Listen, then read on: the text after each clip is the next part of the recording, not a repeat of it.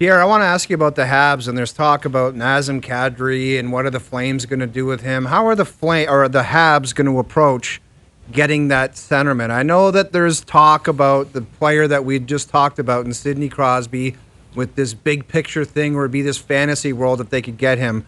But are they kind of want to make a play now for that guy, or just the element of doing something as opposed to waiting around for something that might never be there?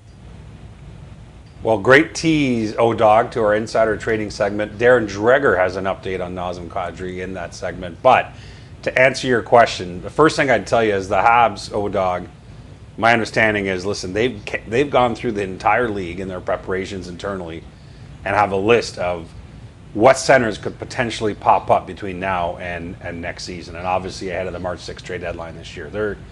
You name a name, and it's come up internally with the Montreal Canadiens. And yes, Nazem Kadri is one of those names.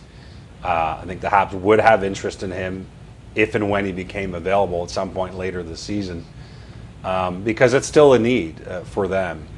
And what's changed for Montreal, I'd say, from obviously years past, is now they've become one of the teams where a guy like Kadri, I think anyway, this is just me, views him now in a different light. It used to not be a team while they were rebuilding or not really among the contenders where a lot of guys would wave to, and now I think they're entering that world where they would be a team where a guy like Kadri would be willing to go to at some point. It may not be him, may be another player, but that's my sense of that one. Dregs, Calgary in town. I mean, they're not off to a good start. That's no, awful. They have been, and that's the primary reason why all of the speculation around Nazem Kadri is swirling about, right?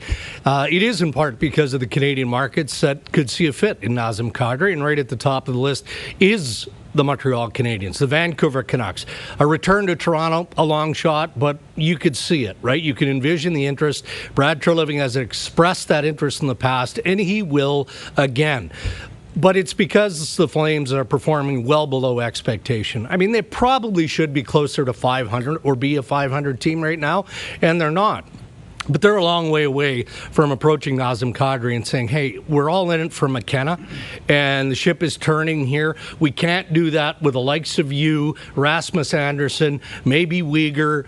Jonathan Huberdeau gets a little bit more complicated, but that's a long way away. That's a long way away, and probably closer to the trade deadline. And you also have a Canadian owner, Murray Edwards, doesn't play the tank game very well. It's too expensive. At the end of the day, you have to stay as competitive as you can. What's expensive about the tank game? Well, fans don't want to watch it. They don't want to come into your building. They don't want to buy tickets. And you look at Detroit, it's been in a rebuild for what, 9-10 years? Buffalo, and, too. You know, teams just don't want to go through it. So I understand the speculation. We're all a part of it. That's what we do. A long way away from determining that Nazem Kadri is legitimately in play.